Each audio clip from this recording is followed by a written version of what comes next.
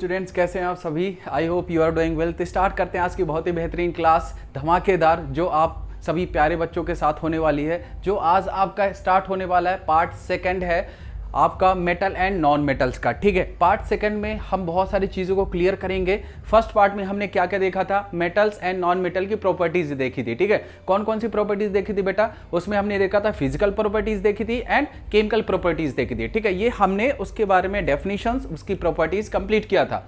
अब आते हैं कि जो मेटल और नॉन मेटल हैं उसमें जो आयनिक बनते हैं वो चार्जेस कैसे होते हैं, जो उनमें आयंस चार्ज होते हैं, पॉजिटिव नेगेटिव चार्ज होते हैं, तो कैसे प्रीफर करते हैं, किस आयंस को करते हैं, कौन से गैसियस फॉर्म को करते हैं, और उन चार्जेस होने की वजह से उनमें क्या चेंजेस होते हैं। ठीक है, तो लेट्स स्टार्ट। यहां पे देखो बेटा कि फॉर्मेशन ऑफ आयनिक कंपाउंड लिखा है। क्या लिखा हुआ है?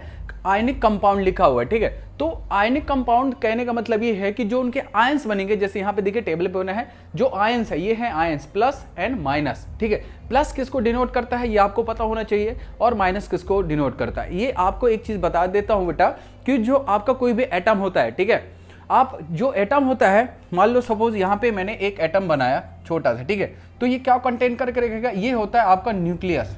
इसके बाहर एक होता है जो ऑर्बिट होती है इसकी, ठीक है, ऑर्बिट होती है, इसमें घूमते हैं इलेक्ट्रॉन, ठीक है, जो उसकी ऑर्बिट बनाते हैं, और जो उसके सेंट्रल में होते हैं उसमें होते हैं प्रोटॉन और न्यूट्रॉन। ठीक है, प्रोटॉन होंगे तो पॉजिटिव को क्या करेगा? डिनोट करेगा, और जो न्यूट्रॉन होंगे कैसे होंगे? न्यूट्रल, मतलब प्लस और माइनस दोनों को कंटेन करके रखेगा। ठीक है, तो यहां पे देखिए क्या लिखा हुआ है कि compounds forms due to the transfer of electron. Okay, तो ये आपका जो बता रहा है कि इलेक्ट्रॉन और प्रोटॉन की बात करते हैं। ठीक है, तो इलेक्ट्रॉन और प्रोटॉन जो होते हैं वो बहुत ही आपके पॉजिटिव और नेगेटिव चार्जों को क्या करते हैं? मेंटेन करके रखते हैं। ठीक है, तो यहां पे जो मेंटेनेंस है आपका वो किस चीज का है? देखो, compound form due to the transfer of electron. कहां से ट्रांसफर करेगा बेटा? इलेक्ट्रॉन कहां से करेगा? मेटल फ्रॉम मेटल से। Okay, metal to non metals. ठीक है, और इन्हीं चीजों को क्या बोलेंगे बेटा हम? Are known as ionic compound. ठीक है, जो आपके इलेक्ट्रॉन होंगे वो ट्रांसफर करेंगे, कहां से ट्रांसफर करेंगे? वो करेंगे आपके मेटल से, फ्रॉम मेटल से नॉन मेटल की तरफ। ठीक है, और उन्हीं को क्या बोलेंगे हम? आयोनिक कंपाउंड बोलते हैं। ठीक है, मेटल क्या करते हैं? मेटल जो होते हैं, मेटल पॉजिटिव चार्जेस, क्या होता है? जो पॉजिटिव चार्जेस को अगर कंटेन करके रखा है तो क्या होगा? Metals positive charges on losing electron क्या करता है? इलेक्ट्रॉन्स कम होते हैं जो पॉजिटिव रखता है। ठीक है, और कहता है non metals gets negative charges on gaining electrons. क्या कहता है? नॉन मेटल, एक चीज का पता है ना आप लोगों को कि जो नॉन मेटल होते हैं गैसियस फॉर्म ज्यादा होते हैं, गैसेस उसमें ज्यादा इंक्लूड होती हैं। ठीक है, और जो मेटल्स होते हैं उनमें भी गैसेस नहीं होती हैं, मेटल्स में गैसेस बिल्कुल भी नहीं होती हैं। ठीक है, तो गैसेस न होने की वजह यह है कि उनमें सिर्फ सॉलिड होते हैं, शाइनी होते हैं, लुस्टर होते हैं। ठीक है, ये तो आपको डेफिनेशन में कंप्लीट कराया था। तो यहाँ पे देखिए बेटा कि जो नॉन मेटल होते हैं, नॉन मेटल क्या करेंगे? गेट नेगेटिव चार्जेस को क्या करेंगे? कंटेन करके रखेंगे। उनका मतलब ये हुआ कि अगर वो नेगेटिव चार्ज करते हैं तो उनमें इलेक्ट्रॉन कैसे होंगे? गेन होंगे। ठीक है, माइनस चार्ज जो होता है ना वो गेन होता है। ठीक है, the bond form between positive and negative, क्या कहता है कि जो ऐसा बॉन्ड जो पॉजिटिव और नेगेटिव के बीच में बनेगा उस बॉन्ड को क्या बोलेंगे बेटा? आयोनिक बॉन्ड बोलेंगे। ठीक है, तो आई होप कि ये सब चीजें आपने को समझ में आई होंगी कि कैसा होता है और कहाँ पे होता है। ठीक है, एक बार फिर से देख लो कि कहाँ पे होता है, कि जो आपके ट्रांसफर होते हैं, कहाँ से इलेक्ट्रॉन जो ट्रांसफर होते हैं कहाँ से होते हैं? मेटल से नॉन मेटल की तरफ होते हैं। ठीक है, ये बात तो क्लियर थी। तो उन्हीं को क्या बोलते हैं? आयोनिक कंपाउंड बोलते हैं। नेक्स्ट टर्म्स में आते हैं कि मेटल क्या करता है? पॉजिटिव चार्जेस को कंटेन करके रखता है, जिसकी वजह से उसके इलेक्ट्रॉन क्या होते हैं? कम होते हैं। और जो नॉन मेटल होते हैं वो आपके नेगेटिव चार्ज को कंटेन करते हैं, जिसकी वजह से उनके इलेक्ट्रॉन्स क्या होते हैं? गेन करते हैं, बढ़ते हैं। ठीक है, प्रॉपर्टीज की बात करते हैं बेटा यहाँ पे कि प्रॉपर्टीज होगी कैसे। तो यहाँ पे देखिए प्रॉपर्टीज ऑफ आयोनिक कंपाउंड। देखो, प्रॉपर्टीज की वजह से हमें कैरेक्टरिस्टिक्स पूरे पता चलते हैं कि कैरेक्टर होते क्या हैं, इसका नेचर कैसे है, कैसा बिहेव करेगा, कैसा केमिकल कंपोजिशन होगा, किसी और ऑब्जेक्ट के साथ अगर ऐड होगा तो क्या वर्किंग करेगा। इट्स मीन्स कि here is a lot of properties of ionic compound. तो पहला देखो यहाँ पे क्या है कि आयोनिक कंपाउंड आर सॉलिड। कैसे होंगे आयोनिक कंपाउंड? सॉलिड होंगे। लुक, Na सोडियम, क्लोरीन, क्या ये सॉलिड फॉर्म पे है? ठीक है। क्लोरीन गैसेस भी होती है और क्लोरीन आपका सॉलिड फॉर्म पे भी होता है, ठीक है। Because of strong forces of attraction between positive and negative, ionic compound के स्ट्रॉन्ग होने की वजह क्या है, क्या वजह है, उसकी वजह ये है कि जो उनमें पॉजिटिव और नेगेटिव चार्जेस होते हैं वो एक दूसरे को क्या करते हैं, अट्रैक्ट करते हैं। अट्रैक्ट करने की वजह से क्या होते हैं, स्ट्रॉन्ग बन जाते हैं, ठीक है। नेक्स्ट पॉइंट है आपका, दीज कंपाउंड्स आर जर्नली ब्रिटाइल। कैसे होंगे, ऐसे कंपाउंड्स जर्नली ब्रिटाइल होंगे। ब्रिटाइल मतलब होता है जल्दी से बिखर जाना, ठीक है, मतलब हमने ठोका जल्दी से बिखर गए, ठीक है। जैसे आपने ग्लास देखा, ग्लास वो कैसे होते हैं, ब्रिटाइल होते हैं, हमने थोड़ा सा नॉक किया उस पर या थोड़ा सा फोर्स लगाया, बिखर गए, ठीक है। तो कैसे होंगे, ब्रिटाइल होंगे। आयनिक कंपाउंड, नेक्स्ट पॉइंट है यहाँ पे, ionic compound have high melting and a boiling point. जो आयनिक कंपाउंड होंगे उनमें हाई मेल्टिंग पॉइंट होगा एंड बॉइलिंग पॉइंट होगा, तो ये जल्दी से बॉयल भी हो जाएंगे, जल्दी से मेल्ट भी हो जाएंगे।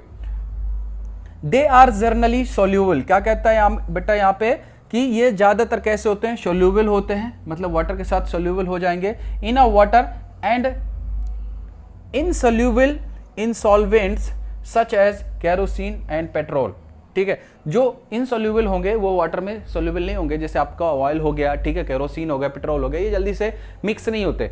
पानी की अपर लेयर पे क्या होते हैं, फ्लोट करते रहते हैं। क्यों, क्योंकि इनके आयंस अलग होते हैं, ठीक है। लुक, जैसे यहाँ पे टेबल की बात करते हैं तो देखो हमारे पास Na है, ठीक है। Na क्या होता है, सोडियम होता है, ठीक है। सोडियम को अगर अलग करें, ये जो नीचे लिखे हैं बेटा ये होते हैं आपके एटॉमिक नंबर। एटॉमिक नंबर इसका कितना होता है, 8 to 10 11, ठीक है।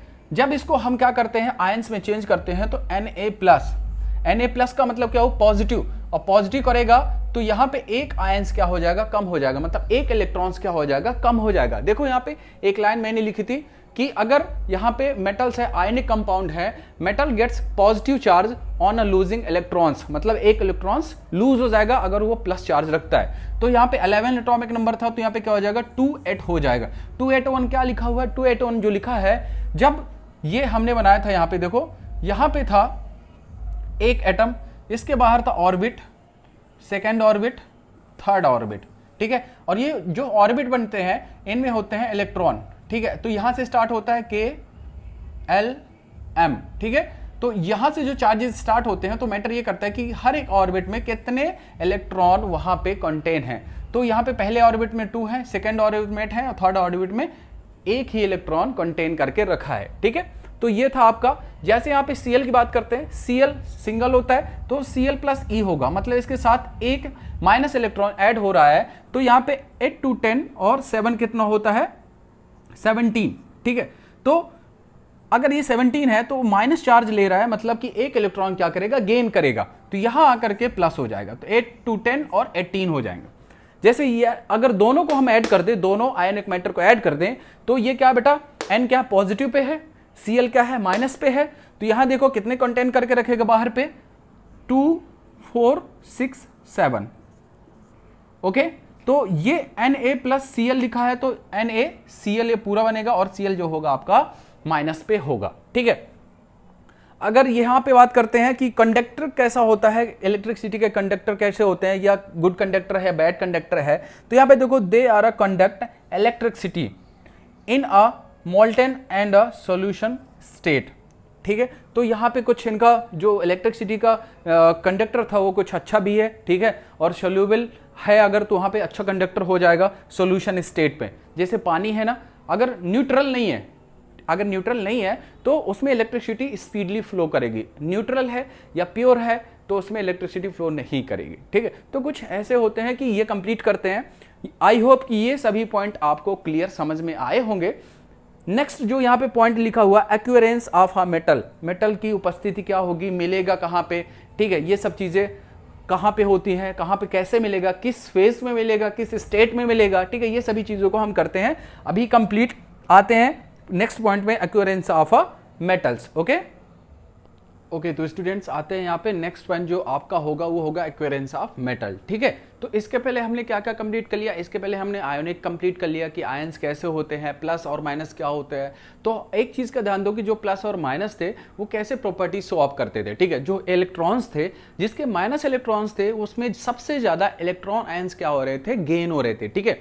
ये तो क्लियर था। जिसमें प्लस थे उसमें से क्या हो रहा था, जो इलेक्ट्रॉन आयंस थे वो कैसे हो रहे थे, लूज हो रहे थे, ठीक है। तो ये हमने कुछ आयंस के बारे में पढ़ा था। अब पढ़ते हैं हम यहाँ पे एक्विरेंस ऑफ मेटल, कि मेटल मिलेगा कहाँ पे, क्या प्रॉपर्टीज होगी उसकी, ठीक है। तो यहाँ पे देखो, metals are generally found in the earth crust. कहाँ पे मिलेगा, जो लेयर होती है अर्थ की वहां पे मिलेंगे मेटल्स, ठीक है, ज्यादातर, ठीक है। ओके तो यहाँ पे नेक्स्ट पॉइंट जो है, the elements are a compounds which acquires naturally in the earth crust are minerals, ठीक है। जो अर्थ क्रस्ट के जो मिनरल्स होंगे, कहना चाहिए कि जो लेयर्स होती है अर्थ के लेयर्स में होंगे, वहां पे एलिमेंट्स और कंपाउंड्स क्या होंगे, एक नेचुरली तरीके से क्या वहां पे फाउंड होंगे, आप उनको ले सकते हो वहां से, ठीक है। तो वो आपके अर्थ क्रस्ट में प्रेजेंट होंगे, ठीक है। द मिनरल्स फ्रॉम विच, क्या बोल रहे हैं, the minerals from which a metal can be profitable extracted are called the ores. Ores क्या होता है बेटा, ओर्स जो होता है मेटल एंड नॉन मेटल्स दोनों को मिला के ओर्स बनाते हैं, जिनको हम ये कह सकते हैं कि मेटल की प्रॉपर्टीज है, नॉन मेटल की प्रॉपर्टीज है, वो क्या होते हैं, ओर्स होते हैं, ठीक है। तो यहाँ पे जो प्योरिफाइडेबल होगा वो आपका एक्सट्रैक्टेड आर कॉल्ड ओर्स होंगे, जो मिनरल्स होंगे, ठीक है, जो मेटल्स बनेंगे वो होंगे आपके क्या, ओर्स होंगे। तो एक्सट्रैक्शन ऑफ मेटल की बात करते हैं, जो आपका एक्सट्रैक्शन ऑफ मेटल है कि जो ऑब्जर्वेशन करते हैं। अगर एक बात बताओ, जो आपने मेटल पढ़ा था, हाई रिएक्टेड थे, लो रिएक्टेड थे और कैसे थे, बहुत ही मीडियम थे, ठीक है। तो ऑब्जर्वेशन किसी भी मेटल का हम इसी बेस पे करते हैं। तो come to the in point, metals कैसे हो सकते हैं बेटा, एक तो मेटल आपके कैसे हो सकते हैं, हाई रिएक्टिविटी हो सकते हैं, कैसे, बहुत ही ज्यादा हाई रिएक्टिविटी हो सकते हैं, ठीक है, जैसे सोडियम पोटेशियम, ठीक है। नेक्स्ट यहां पे था एक, यहां पे होगा जो सेकंड नंबर होगा आपका होगा मीडियम, कैसा होगा, मीडियम रिएक्टिविटी, ठीक है, मीडियम रिएक्टिविटी के होंगे। थर्ड पॉइंट है आपका यहाँ पे मेटल्स ऑफ लो रिएक्टिविटी। देखिए मैंने यहाँ पे एक टेबल बनाई हुई है, इस टेबल को कॉन्सेंट्रेट होकर देखिए, तो जहां ओर्स है, और क्या कर रहे हैं, कॉन्सेंट्रेशंस ऑफ अ ओर्स, और ये जो कॉन्सेंट्रेशन सो है, जो मेटल्स हैं उनकी जो ऑब्जर्वेशन है, क्वालिटीज है, पहला तो है यहाँ पे हाई रिएक्टिविटी है, नेक्स्ट कैसा है, मीडियम रिएक्टिविटी है एंड लो रिएक्टिविटी है, ठीक है। अगर हाई रिएक्टिविटी की बात करते हैं तो यहां पे कैसा आएगा, electrolysis of a molten ore है, ठीक है। तो यहां पे इलेक्ट्रिक लिसिस है, उसके बाद है, अगर इसको बाद हम हाई रिएक्टिविटी की बात करते हैं तो उसके बाद हमें क्या मिलेगा, यहां पे नेक्स्ट जो पॉइंट मिलेगा वो मिलेगा हमें प्योर मेटल, ठीक है। अगर हम नेक्स्ट की बात करते हैं, मीडियम रिएक्टिविटी की बात करते हैं, तो मीडियम में हमें कार्बोनेट मिलेंगे एंड सल्फाइड मिलेंगे। मीडियम जो कम होते हैं, ठीक है, मीडियम क्वालिटी का क्या करते हैं, रिएक्टेंट करते हैं, ज़्यादा हायर कॉन्सेंट्रेट नहीं होते हैं। अगर कार्बोनेट और की बात करते हैं तो यहाँ पे क्या मिलेगा, कैल्सिनेशन मिलेगा आपको और रोस्टिंग मिलेगी, ठीक है। तो ये आपके दोनों मिलेंगे और ये दोनों मिला के क्या करते हैं, आपके ऑक्साइड ऑफ अ मेटल बनाते हैं। ऑक्साइड ऑफ अ मेटल क्या होता है बेटा, जो ऑक्सीजन के साथ क्या रिएक्टेंट करते हैं, एयर के साथ रिएक्टेंट करते हैं, ठीक है।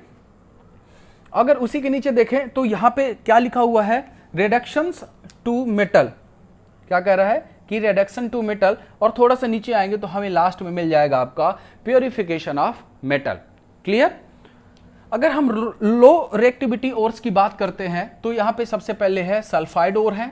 सल्फाइड ओर से क्या बनेगा आपका, रोस्टिंग बनेगा, रोस्टिंग के बाद ही कंप्लीट होकर के एक मेटल का फॉर्मेशन होगा, ठीक है, और मेटल क्या करेगा, रिफाइनिंग कंप्लीट करेंगे। तो कुछ ये ऑब्जर्वेशन थे कि एक जो मेटल होता है, ओर्स जो होते हैं, वो कैसे ऑब्जर्वेशन किया जाएगा किसी भी मेटल के लिए कि मेटल एक्चुअल पे कैसे होंगे, ठीक है, उनका नेचर कैसा होगा, क्लियर। देखिए यहां पे लिखा है enrichment of a ores, enrichment of ores in the sense कि अगर ओर्स में कुछ इंप्योरिटीज हैं या डिसक्वालिटीज हैं तो उनको कैसे हम फाइंड कर सकते हैं।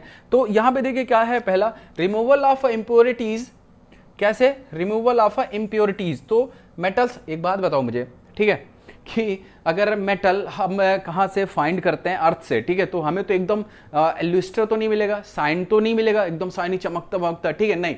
क्यों नहीं मिलेगा बेटा? क्योंकि उसके अंदर बहुत सारी इंप्योरिटीज भी होंगी। अब आयरन की बात करते हैं तो क्या आयरन एकदम साफ सुथरा मिल जाएगा क्या, कि कहीं रोड के किनारे रखा है, आप गए और उसको उठा के घर ले आए, ऐसा होगा क्या? ऐसा तो बिल्कुल होगा नहीं, ठीक है।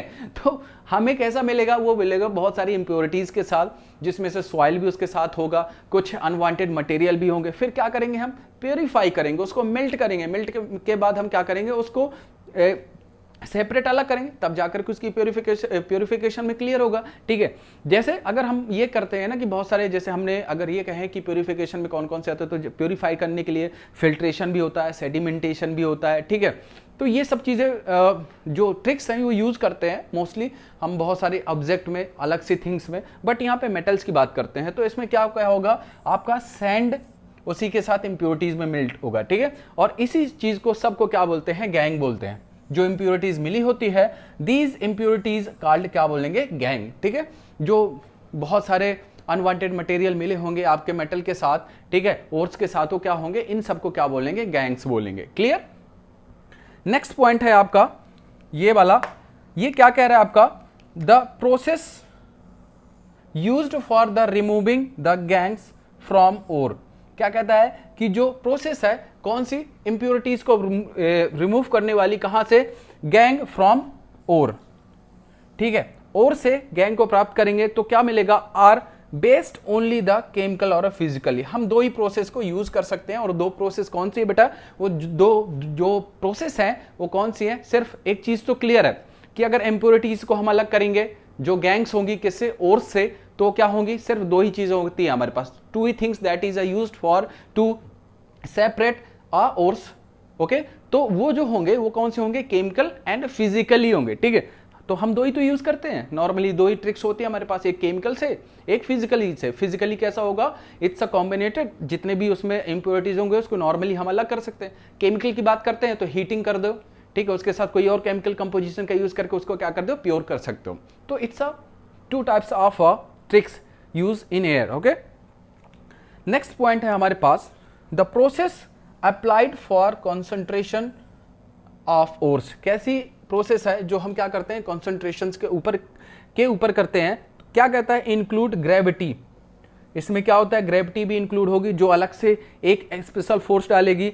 उसके बाद है सेपरेशन, ग्रेविटी सेपरेशन से भी हम उसको क्या कर सकते हैं? प्योरीफाई कर सकते हैं। एक है हमारे पास इलेक्ट्रोमैग्नेटिक।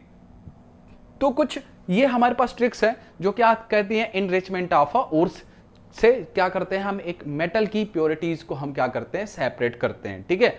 तो ये कुछ पॉइंट्स से जो आपका ओर्स बना रहे थे, और जो इंप्योरिटीज बहुत सारी मिलती है उनको क्या बोलते हैं? गैंग बोलते हैं। क्लियर?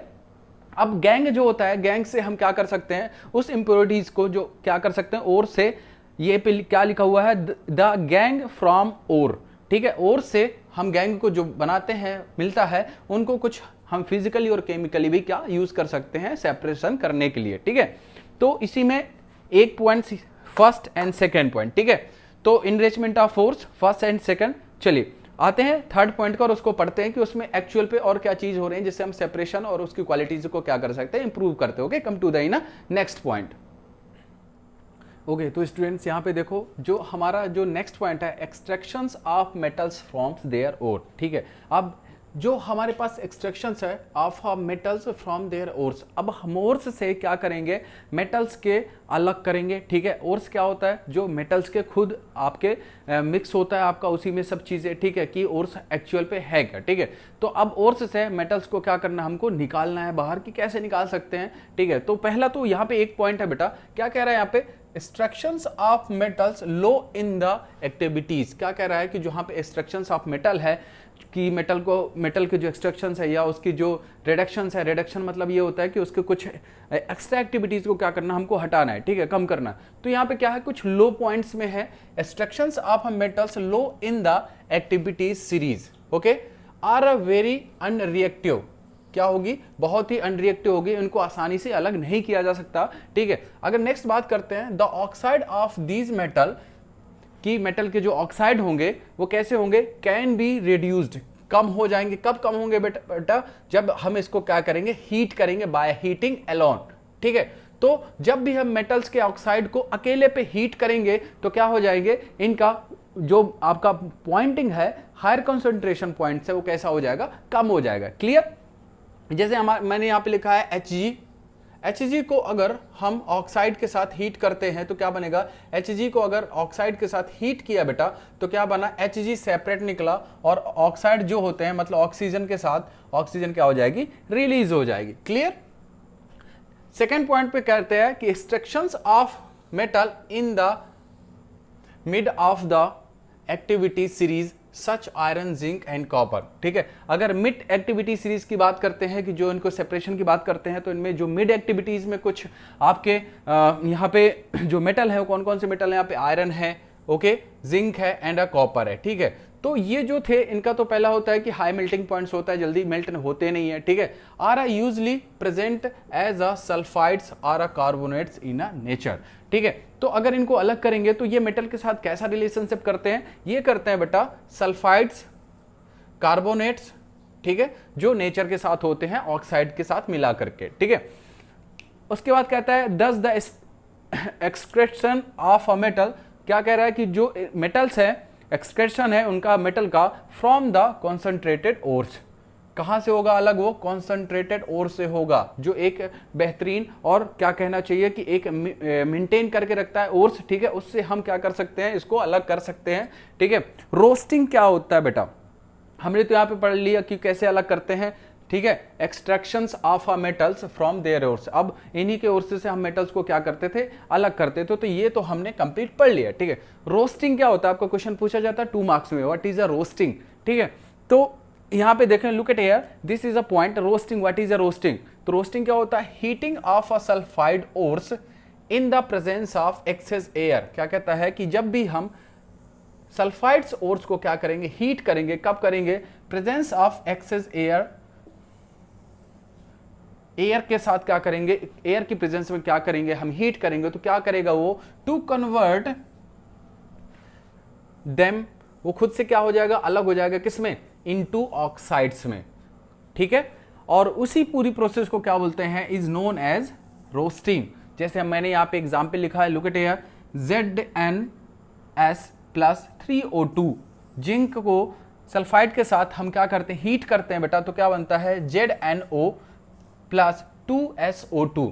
ठीक है, सल्फर डाइऑक्साइड वहां पे बनाता है जो गैसियस फॉर्म में क्या होता है, रिलीज हो जाता है। ठीक है, यहां पे देखते हैं कैल्सिनेशन क्या होता है बेटा, रोस्टिंग हमने कंप्लीट कर लिया, कैल्सिनेशन क्या होता है। ठीक है, तो ये आपको एक एक पॉइंट को सेपरेट नोट्स में बनाते चलना है। ठीक है, क्योंकि आपको पता है कि आपकी जो 10th क्लास है वो क्या बोर्ड एग्जाम है बेटा। ठीक है, ऐसे नहीं है कि अब हमने पढ़ा दिया, आपने पढ़ लिया, रात को सो गए और सुबह गायब हो गया, तो ऐसी पढ़ाई नहीं चाहिए। ठीक है ना, आपको पढ़ना है बिल्कुल एग्जैक्ट, एक एक पॉइंट को क्लियर होकर पढ़ना है। ठीक है, साइंस क्या होते हैं, एक स्कोरिंग सब्जेक्ट होते हैं, साइंस, मैथ। ठीक है, ये स्कोरिंग सब्जेक्ट होते हैं, साइंस हो गया, सोशल हो गया, मैथ हो गया, इनमें हमेशा डिस्टेंशन लगता है। ठीक है, होते इजी है बट इजी कब होगा, जब आप पढ़ोगे। अब ऐसा थोड़ी है कि अब सो गए, ठीक है, तो अब इजी कैसे होगा, वो इजी तो नहीं होगा, वो तो टफ ही होता जाएगा। ठीक है, तो थोड़ा सा आपको ध्यान रखना है इन सब चीज़ों का कि हमें पढ़ना है, क्योंकि जब तक आप मेहनत नहीं करोगे बेटा, जब तक ध्यान देना, आपको बिल्कुल भी सक्सेस नहीं मिलने वाली। ठीक है, क्योंकि मेहनत करने से ही आपको सक्सेस मिलेगी, बैठ करके सोचने से कुछ नहीं होता, सोचने से सपने बड़े आते हैं, सपनों के लिए कुछ मेहनत करनी होती है। ठीक है, और मेहनत वो आप करोगे, मुझे भरोसा है आप लोगों के ऊपर। क्लियर? लुक, कैल्सिनेशन होता क्या बेटा, तो हमने कैल्सिनेशन के बारे में बताते हैं कि क्या होता है। यहाँ पे क्या कहता है, हीटिंग ऑफ कार्बोनेट ओर्स। क्या कहता है कि जब भी हम कार्बोनेट ओर्स को क्या करते हैं, हीट करते हैं, कब करते हैं, in the limited supply of air. क्या करता है, कुछ लिमिटेड एयर्स की प्रेजेंस में हम कार्बोनेट को क्या करते हैं, कार्बोनेट ओर्स को क्या करते हैं, हीट करते हैं, तो किस में कन्वर्ट हो जाता है, टू कन्वर्ट देम, वो खुद से कन्वर्ट होगा, किस में बदलेगा बेटा, ऑक्साइड में। किसके में बदलेगा, ऑक्साइड में बदलेगा। इसमें भी तो ऑक्साइड में बदल रहा था और क्या बना रहा था, रोस्टिंग। तो ये इसमें क्या बदलेगा, आपका कार्बोनेट्स ओर्स होंगे। ठीक है, और इसमें कौन से ओर्स हो रहे थे आपके, इसमें सल्फाइड ओर्स थे, इसमें कार्बोनेट्स ओर्स थे। दिमाग में रहेगा कि सल्फाइड ओर्स होगा तो रोस्टिंग बनाएगा, कार्बोनेट्स ओर्स होगा तो कैल्सिनेशन बनाएगा। Clear? Known as the calcination. यहां पे एक एग्जांपल मैंने दिया हुआ है कि अगर ZnCO3, ठीक है, जिंक कार्बोनेट को क्या करें, हीट कर दें बेटा, तो क्या बनेगा ZnO प्लस CO2, और ये जो CO2 होगा ये क्या हो जाएगा आपका गैसियस फॉर्म पे निकल जाएगा, ठीक है, रिलीज होगा। क्लियर।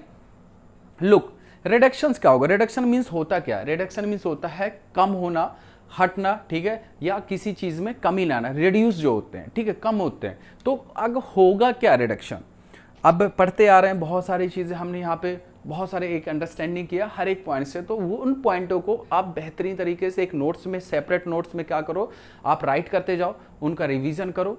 क्यों? क्योंकि हर एक पॉइंट्स को एग्जाम में बहुत ही अच्छे तरीके से पूछा जाता है, क्योंकि हर एक लाइन अपने में एक इंपॉर्टेंस होती है, ठीक है। तो लुक एट हियर, रिडक्शंस क्या है बेटा, reduction the metal oxides to the कोरेज। ओके, तो look, reduction reducing the metal oxide, क्या करता है, मेटल ऑक्साइड क्या होंगे, रिड्यूस होंगे टू द कॉरस्पॉन्डिंग मेटल, ठीक है, किसमें, कॉरस्पॉन्डिंग मेटल में, by the using suitable reducing agents. क्या होगा इसमें, जो आपके मेटल ऑक्साइड होंगे, वो मेटल ऑक्साइड क्या होंगे, कुछ एजेंट्स का यूज करके एक सिस्मेटिक कॉरस्पॉन्डिंग मेटल में क्या हो जाएंगे, कन्वर्ट हो जाएंगे, और उनका ऑक्साइड भी क्या हो जाएगा, कम हो जाएगा, ठीक है। तो यहाँ पे, और ये जब चेंज होंगे, और इसी पूरी प्रोसेस को क्या बोलेंगे बेटा, हम बोलेंगे रिडक्शंस, कि ऑक्साइड में जो कमी होती है या ऑक्साइड्स कम होते हैं, किसके ऑक्साइड, आपके मेटल ऑक्साइड जो कम होते हैं, उस ऑक्साइड की कमी होना या रिड्यूस होना क्या कहलाता है, आपका रिडक्शंस कहलाता है। Clear. Look at here, this is a example of ZnO। Okay, zinc oxide plus carbon अगर ऐड करेंगे तो जिंक सेपरेट निकलेगा, और CO जो होता है कार्बन ऑक्साइड, वो क्या हो जाएगा, रिलीज हो जाएगा। क्लियर। तो ये कुछ एग्जाम्पल थे किसके, रिडक्शंस के। नेक्स्ट जो पॉइंट है, लुक, थर्मिट रिडक्शन क्या होता है।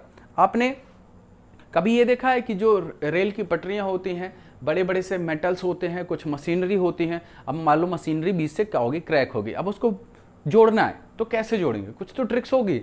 अब कोई ये मत कह देना कि सर एक काम करो, जो मशीन है उसको फेविक्विक से चिपका दो क्योंकि वो तो बहुत होशियारी, आप लोग फेविक्विक से चिपका दो उसको। अब इतनी बड़ी सी मशीन है, हैवी सी मशीन है, उसको फेविक्विक से जोड़ दें, ठीक है, क्योंकि ऐड तो बहुत देखते हो, फेविक्विक का जोड़, फेविक्विक लगा दो तो बहुत अच्छा जोड़ हो जाता है ना। तो दिमाग में तो आता है कि सर क्या बता रहे हो आप, है ना, फेविक्विक ले आओ 5 रुपए वाला, रेल की पटरियों को भी जोड़ दो आपस में।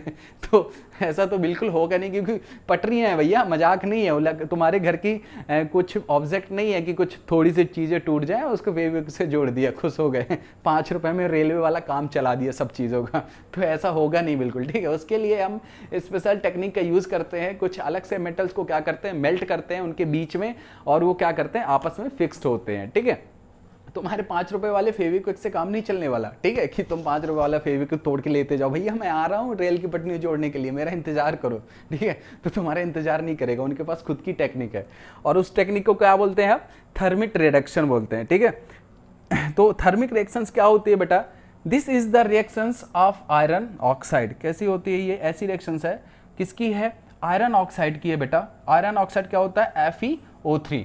FeO3 किसके साथ ऐड होगा, with the aluminium which is used for, देखो यहां पे देखो, लुक, आयरन ऑक्साइड किसके साथ ऐड होगा, एल्यूमिनियम ऑक्साइड के साथ। आयरन ऑक्साइड, एल्यूमिनियम ऑक्साइड एक साथ क्या करेंगे, कॉम्बिनेट करेंगे, मेल्ट होंगे एक साथ, और वो मेल्ट होने के बाद एक स्ट्रॉन्ग, हाइजेस्ट, स्ट्रॉन्गेस्ट मटेरियल का क्या करेंगे, फॉर्मेशन करेंगे, ठीक है। और वो क्या करेगा, एक स्ट्रॉन्ग बनाएगा, ठीक है।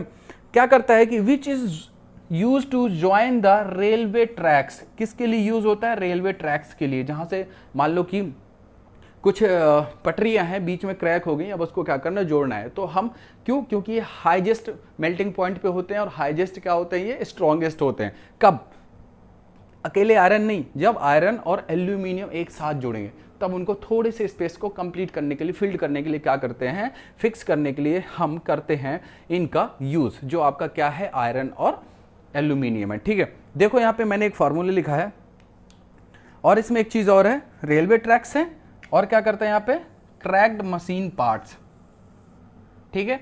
जैसे एमसील आती है, एमसील देखा होगा, एमसील भी क्या करती है, लोहे के पार्ट्स को जोड़ देती है, स्ट्रांग हो जाती है। तो वो भी क्या एक केमिकल है, ठीक है। ऐसे ही हम क्या करते हैं, यहाँ पे आयरन ऑक्साइड को एल्यूमिनियम ऑक्साइड के साथ क्या करते हैं, ऐड करते हैं। यहाँ पे फॉर्मूला देख लो, Fe2O3 किसके साथ होगा, एल्यूमिनियम के साथ बेटा ऐड होगा, रिएक्टेंट करेगा, तो क्या बनाएगा यहाँ पे 2Fe प्लस Al2O3, ठीक है, एल्यूमिनियम ऑक्साइड बनाएगा यहाँ पे, और हीट भी क्या करेगा, प्रोवाइड करेगा। प्रोवाइड इन द सेंस ये होता है एक्सोथर्मिक में होगा, ठीक है। तो ये सभी के सभी पॉइंट्स कंप्लीट हो गए थे। एक चीज़ का ध्यान दो ना, आपको सिस्टमैटिक लिखते जाना है, जो भी चीज़ें बताऊं उसको दिमाग में रखना है, लर्न करना है, डेली रिवाइज करना है, तब जा करके एक चीज़ें होंगी, ठीक है। इन सब चीज़ों से एक मेरे को बहुत अच्छी लाइन याद आ गई है, ठीक है, वो मैं आपको सुनाना चाहूँगा, ठीक है, जो एक अच्छा मोटिवेशनल थॉट था।